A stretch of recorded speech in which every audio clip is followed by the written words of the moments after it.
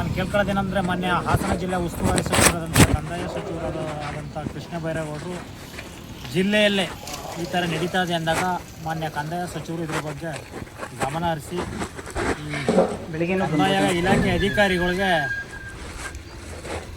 ಕಾನೂನು ರೀತಿ ಕ್ರಮ ಕೈಗೊಳ್ಳಿ, ಇಂಥ ಅಧಿಕಾರಿಗಳನ್ನು ತಕ್ಷಣ ಅಮಾನತುಗೊಳಿಸಿ ಅಂತ ಹೇಳಬೇಕು. ಮತ್ತು ಈ ಕಂದಾಯ ಇಲಾಖೆಯವರಿಗೆ ಈ ದಂಧೆಗಿಳಿಯವರ ಮೇಲೆ ಶಿಸ್ತು ಕ್ರಮ ಜರುಗಿಸಬೇಕು.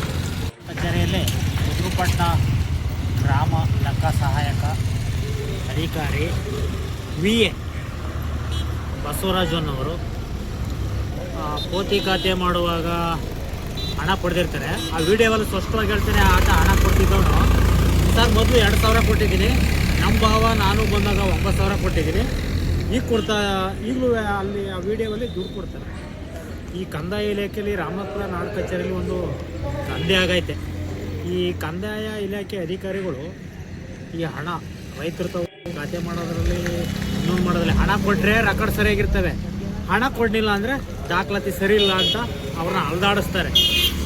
ಈ ಬಸವರಾಜು ಹಣ ಪಡೆದಿರುವ ವಿಡಿಯೋವು ವೈರಲ್ ಆಗಿದ್ದು, ಈ ಆತನನ್ನು ತಕ್ಷಣ ಅಮಾನತುಗೊಳಿಸಿ ಕಾನೂನು ರೀತಿ ಕ್ರಮ ಕೈಗೊಳ್ಳಬೇಕು.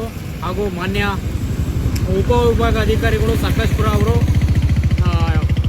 ತಕ್ಷಣ ಇವನನ್ನು ಅಮಾನತುಗೊಳಿಸಬೇಕು. ಮಾನ್ಯ ತಾಲೂಕು ದಂಡಾಧಿಕಾರಿಗಳಾದಂಥ ತಹಶೀಲ್ದಾರ್ ಮೇಡಮು ಸಹ ಈ ಅಧಿಕಾರಿ ಬಸವರಾಜನನ್ನು ತಕ್ಷಣ ಅಮಾನತುಗೊಳಿಸಿ ಆದೇಶ. ಕಚೇರಿಯಲ್ಲಿ ಬುದ್ರುಪಟ್ಟಣ ಗ್ರಾಮ ಲೆಕ್ಕ ಸಹಾಯಕ ಅಧಿಕಾರಿ VA ಬಸವರಾಜನವರು ಪೋತಿ ಖಾತೆ ಮಾಡುವಾಗ ಹಣ ಪಡೆದಿರ್ತಾರೆ. ಆ ವಿಡಿಯೋವಲ್ಲಿ ಸ್ಪಷ್ಟವಾಗಿ ಹೇಳ್ತಾನೆ, ಆತ ಹಣ ಕೊಡ್ತಿದ್ದವನು ಸರ್ ಮೊದಲು 2,000 ಕೊಟ್ಟಿದ್ದೀನಿ, ನಮ್ಮ ಭಾವ ನಾನು ಬಂದಾಗ 9,000 ಕೊಟ್ಟಿದ್ದೀನಿ, ಈಗಲೂ ಅಲ್ಲಿ ಆ ವಿಡಿಯೋವಲ್ಲಿ ದುಡ್ಡು ಕೊಡ್ತಾರೆ.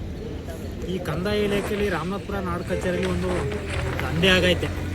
ಈ ಕಂದಾಯ ಇಲಾಖೆ ಅಧಿಕಾರಿಗಳು ಈ ಹಣ ರೈತರು ಖಾತೆ ಮಾಡೋದ್ರಲ್ಲಿ ಇನ್ನೊಂದು ಮಾಡೋದ್ರಲ್ಲಿ ಹಣ ಕೊಟ್ಟರೆ ರೆಕಾರ್ಡ್ ಸರಿಯಾಗಿರ್ತವೆ, ಹಣ ಕೊಡಲಿಲ್ಲ ಅಂದರೆ ದಾಖಲಾತಿ ಸರಿ ಇಲ್ಲ ಅಂತ ಅವ್ರನ್ನ ಅಲ್ದಾಡಿಸ್ತಾರೆ.